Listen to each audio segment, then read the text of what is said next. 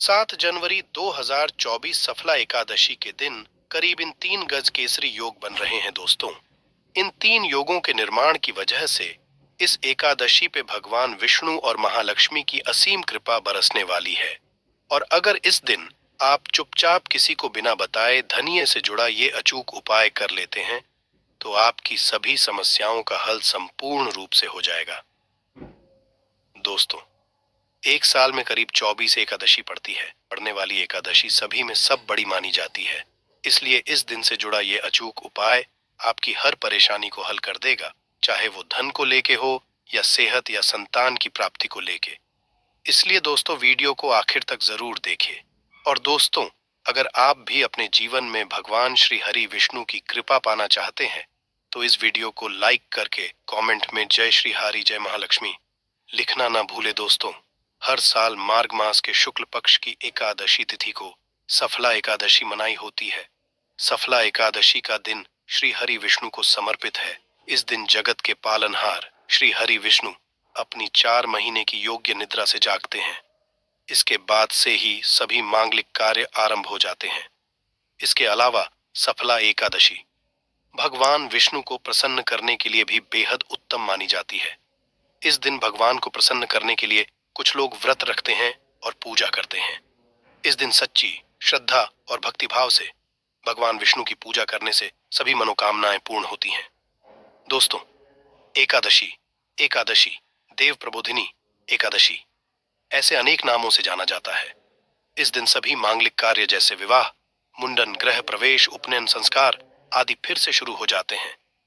इस दिन तुलसी विवाह भी किया जाता है।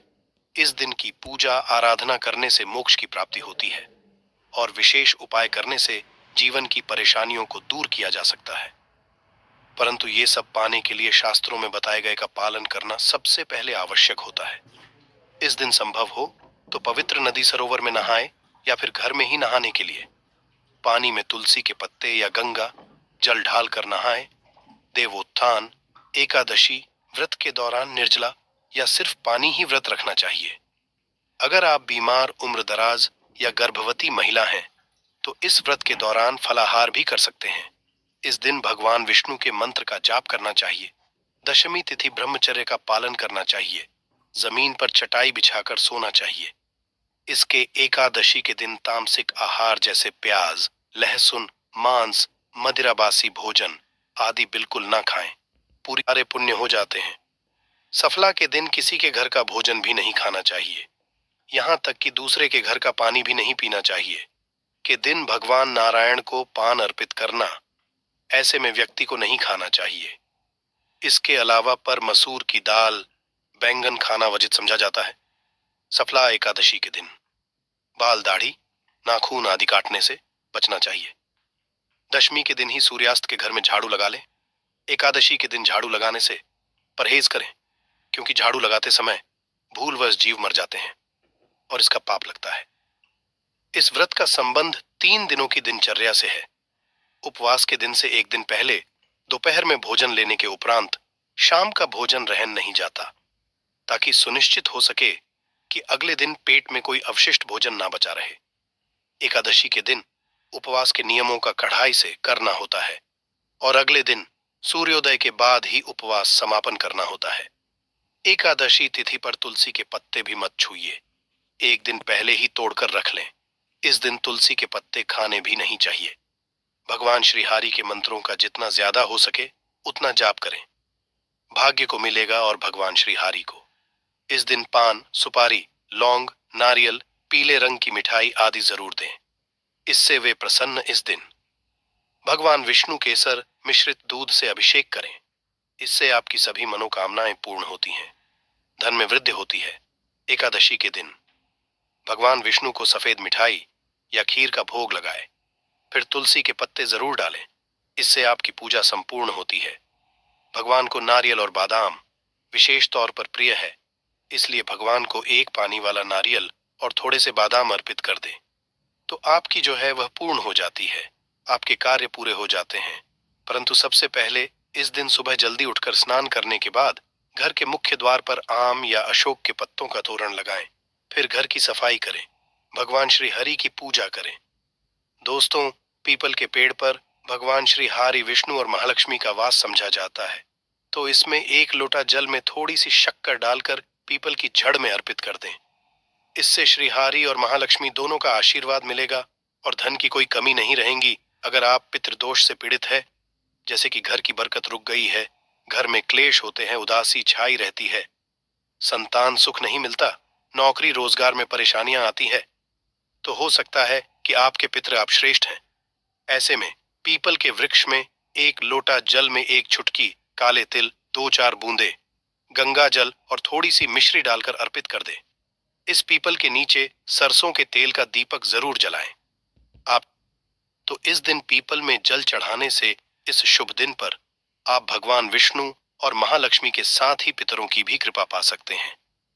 इस दिन घर के पूजा स्थान पर घी का दीपक जरूर जलाएं। इस दीपक में लाल धागे की या मौली धागे की बाती होनी चाहिए। इस दीपक में एक रख दें और फिर पूजा करें। इस लौंग के जलने से, इसकी खुशबू से घर वातावरण सकारात्मक हो जाता है। और भगवान श्री को पीले फल यानी कि केला, गेंदे का फूल आदि अर्पित करें। वही विष्णु जी को चावल अर्पित नहीं किए जाते हैं, और अगर करना ही है तो सफेद चावल अर्पित ना करें, उनको हल्दी से रंगाकर अर्पित करें। भगवान श्री हरि के माथे पर तुलसी की मंजरी या तुलसी के 2 पत्ते जरूर अर्पित करें। इस बहुत प्रसन्न हो जाते हैं। आपकी हर मनोकामना भगवान श्री हरि पूर्ण कर दें।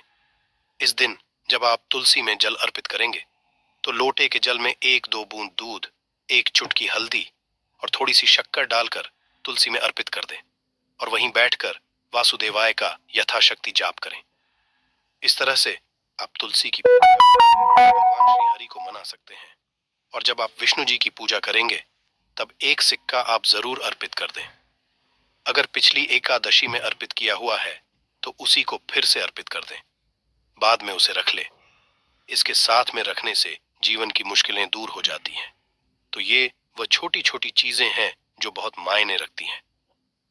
पूजा उपासना में इनका नियमित आलंबन करें। आज हम आपको एक विशेष उपाय बताएंगे। एकादशी पर धन प्राप्ति की कामना से कुछ उपाय किए जाते हैं। महालक्ष्मी को प्रसन्न करने के लिए धनिया का एक खास उपाय किया जाता है। धनिया के नाम में ही धन है। धनिया धन की देवी महालक्ष्मी को है थोड़ा। धनिया अपने घर के पूजा स्थान पर पूर्व दिशा में मिट्टी के पात्र में रख दे। इससे घर में खुशियों का वास बना रहेगा। जीवन में खुशियां आएंगी, खुशियों को नजर नहीं लगेंगी। अगर हाल ही में अपने दिवाली के समय इसे रखा है तो फिर आपको बदलने की आवश्यकता नहीं है। उसी में 2 दाने और डाल दीजिए। अगर आपने दिवाली पर धनिया का पौधा नहीं बोया है तो इस एकादशी की रात में किसी गमले या मिट्टी के बर्तन में मिट्टी कर थोड़ा धनिया बो दे, उसमें एक सिक्का डाल दें, फिर उसमें पानी डालकर रख दें। द्वादशी तिथि पर उस सिक्के को उठाकर अपने पर्स में रख सकते हैं और जो धनिया उगेगा उसे प्रसाद के रूप में ग्रहण करें, खाने में इस्तेमाल करें। इससे घर में समृद्धि आएगी। धनिया कितना उगता है वो बताएगा कि घर में कितनी समृद्धि आएगी। दोस्तों, धन संबंधी मुश्किलों को दूर करने के लिए और एक उपाय आप कर सकते हैं। इस दिन शाम को पीपल के वृक्ष में नीचे 2 का दीपक दीजिए। दीपक में चावल का एक दाना भी डाल दे। ऐसा लगातार 3 या 5 एकादशी तक करिए। धीरे धीरे आपके जीवन से दुख परेशानियां दूर होती चली जाएगी, खुशहाली आती जाएगी। दोस्तों, बेल वृक्ष में माँ लक्ष्मी का वास होता है। जिस घर में बेल वृक्ष होता है वहां पर माँ लक्ष्मी की कृपा बरसती है। तो अगर आपके घर के सामने बेल है तो बहुत ही अच्छी बात है। आप वहां दीपक जला सकते हैं। फिर माँ से दुख दर्द का कट्ठन करें, धन समस्या को दूर करने की प्रार्थना करें, घर परिवार पर कृपा बरसाने की प्रार्थना करें। कुछ एकादशी तिथि तक लगातार ये उपाय करें। हर मुश्किल आसान हो जाएगी। कोई भी संकट परेशानी आपको छू नहीं पाएगी। भगवान विष्णु की कृपा पाने के लिए सफला एकादशी के दिन स्नान करते समय पानी में एक छुट्टी हल्दी डाल लें। इसके बाद स्नान करें और पीले रंग के वस्त्र धारण करके भगवान विष्णु की विधि विधान साधना करें। सफला एकादशी दिन श्री हरि का सबसे पहले गाय के दूध से और फिर शंख में गंगा जल भरकर स्नान कराएं। इसके बाद उन्हें पीले रंग के वस्त्र अर्पित करें। मान्यता है कि सफला एकादशी के दिन ऐसा करने से भगवान विष्णु का विशेष आशीर्वाद हासिल होता है। सफला एकादशी के दिन भगवान विष्णु की पूजा करते समय उन्हें केसर अथवा पीले चंदन या हल्दी का तिलक लगाए। साथ ही साथ भगवान विष्णु के प्रिय पीले रंग के फूल फल चढ़ाए हैं कि इस उपाय को करने से भगवान विष्णु शीघ्र ही प्रसन्न होकर भक्तों को मनचाहा आशीर्वाद देते हैं। अगर आपके नजदीक भगवान विष्णु का मंदिर ना हो तो आप भगवान विष्णु के अवतार भगवान श्री कृष्ण की मूर्ति की भी पूजा करके सफला एकादशी का पुण्य फल हासिल कर सकते हैं। ईश्वर की साधना आराधना में मंत्र जप का विशेष महत्व होता है। ऐसे में आज देवोत्थान एकादशी के दिन भगवान विष्णु की पाने के लिए ए ओम नमो भगवते वासुदेवा नमो मंत्र का जप जरूर करें। यदि संभव हो इस मंत्र का जाप तुलसी या पीले चंदन की माला से करें। धार्मिक और पौराणिक मान्यताओं के अनुसार पीपल के पेड़ में भगवान विष्णु का वास होता है। ऐसे में सफला एकादशी के दिन पीपल के पेड़ में जल जरूर अर्पित करें। मनोकामना की पूर्ति के लिए इस दिन दूध मिला हुआ जल भी पीपल में चढ़ा सकते हैं।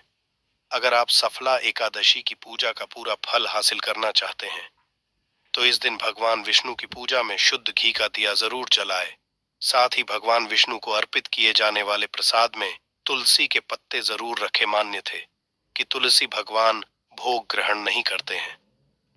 तो दोस्तों, आपको हमारी वीडियो कैसी लगी हमें कमेंट में जरूर बताइएगा।